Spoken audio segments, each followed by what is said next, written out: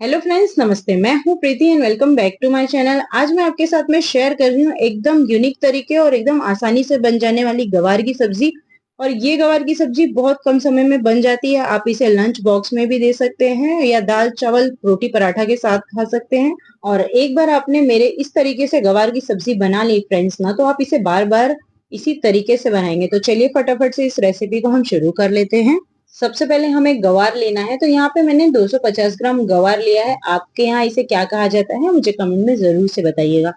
अब इस गवार को हमें हाथ से तोड़ लेना है, चाकू की मदद से हमें नहीं काटना है। हाथ से तोड़ के इसे जब हम बनाते हैं तो इसका टेस्ट बहुत ही ज्यादा बढ़िया आता है। तो आपको इस तरीके से गवार को तोड़ लेना है। गवार अगर फ्रेश होंगे तो अपने आप ही आप जब इसे तोड़ेंगे तो आसानी से टूट जाते हैं। तो बस इसी तरीके से हमें गवार को तोड़ लेना है और तोड़ के हमें इसे अच्छे से धो लेना है। और धो के इसका जितना भी एक्स्ट्रा पानी है उसे निकाल देना है। तो यहाँ पे मैंने गवार को अच्छे से तोड़ लिया है, तोड़ के इसे साफ कर लिया है। अब इसे हम साइड में रख लेंगे। अब मसाले के लिए यहाँ पे मैंने 2 प्याज लिया है, 1 टमाटर लिया है। इसे हमें क्रशर में क्रश कर लेना है। क्रशर में क्रश करने से ये बारीक हो जाएंगे और बहुत जल्दी से पक जाएंगे, इसीलिए हमें टमाटर और प्याज को क्रशर में क्रश कर लेना है। और क्रश करके इसे भी हमें साइड में रख लेना है। अब क्या करेंगे, एक तवे को हमें गरम कर लेना है। तवा जैसे ही हल्का गरम हो जाए इस पे हमें लगभग 2 चम्मच सिंगदाना डाल देना है। सिंगदाना डालने के बाद में इसे हमें ड्राई रोस्ट करना है। फ्रेंड्स, सिंगदाना डाल के अगर आप गवार की सब्जी बनाते हैं तो इसका जो टेस्ट है वो 2 गुना हो जाता है। तो जब भी आप गवार की सब्जी बनाएं इसमें जरूर से सिंगदाना ऐड करें। बस अब क्या करना है, सिंगदाना को ड्राई रोस्ट करके इसे ठंडा कर लेना है। और ठंडा करने के बाद में इसे हमें मिक्सर ग्राइंडर जार में डाल के इसे हमें पीस लेना है। तो यहाँ पर मैंने इस सिंगदाने को अच्छे से ग्राइंड कर लिया है। इसका हमें छिलका निकालने की कोई जरूरत नहीं है, इसे डायरेक्टली हमें ग्राइंड कर लेना है। अब एक कढ़ाई को गरम कर लेंगे। कढ़ाई में हमें लगभग 2 से 3 चम्मच तेल डाल देना है। और तेल जैसे ही हल्का गरम हो जाए तो सबसे पहले हमें तड़का दे देना है। तड़का देने के लिए यहाँ पे मैंने बारीक वाली राई का इस्तेमाल किया है। लगभग 1 चम्मच हमें बारीक वाली राई डाल देना है। और आप इसकी जगह पे मोटी वाली राई का भी इस्तेमाल कर सकते हैं। अब राई को अच्छे से क्रैकल होने देना है। अगर राई अच्छे से क्रैकल नहीं होगा तो राई का टेस्ट सब्जी में अच्छा नहीं आएगा।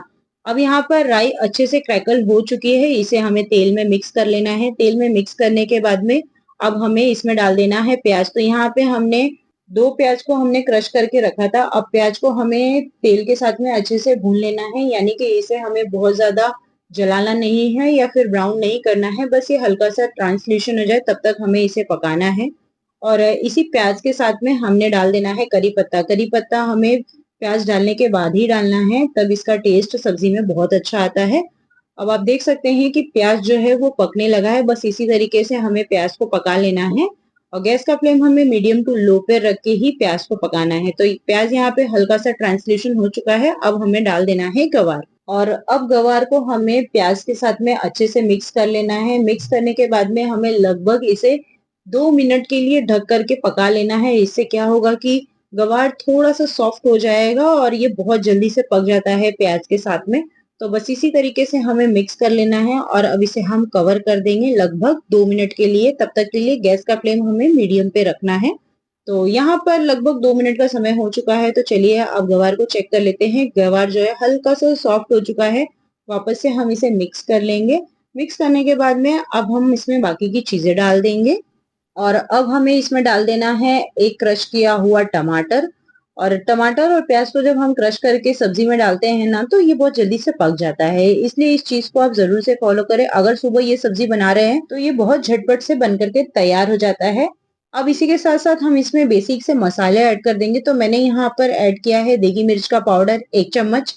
और आधा छोटा चम्मच मैंने यहाँ पर हल्दी पाउडर ऐड किया है। और इसी के साथ साथ मैंने यहाँ पे 1 छोटा चम्मच काश्मीरी मिर्च का पाउडर ऐड किया है। और यहाँ पर अब हम किसी भी ब्रांड का सब्जी मसाला डाल देंगे 1 चम्मच। और टेस्ट के हिसाब से नमक डाल देंगे। आप कम या ज्यादा अपने हिसाब से कर सकते हैं।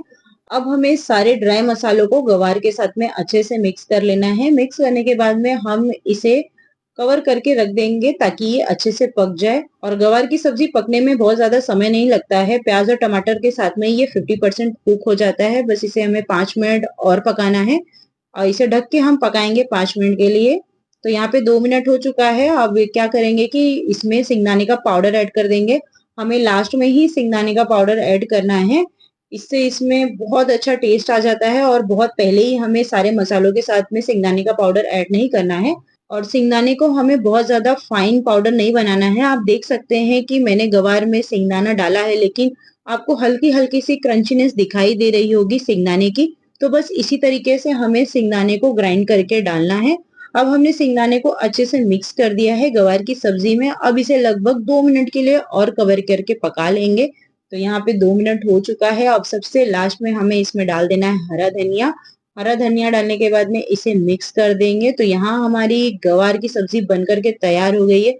और आप यकीन मानिए, जब भी आप सिंगदाना डाल के गवार की सब्जी बनाते हैं ना, तो लोगों को बहुत पसंद आती है। हमेशा मेरे घर में जब भी मैं गवार बनाती हूँ इसी तरीके से बनाती हूँ और हर किसी को ये बहुत ही ज्यादा पसंद आती है।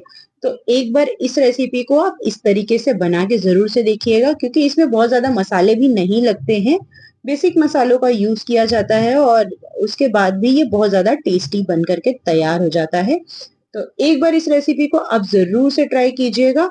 और जब भी आप इस रेसिपी को ट्राई करें, अगर आपको अच्छे लगे तो कमेंट में जरूर से बताइएगा कि आपको मेरी गवार की सब्जी की रेसिपी कैसी लगी।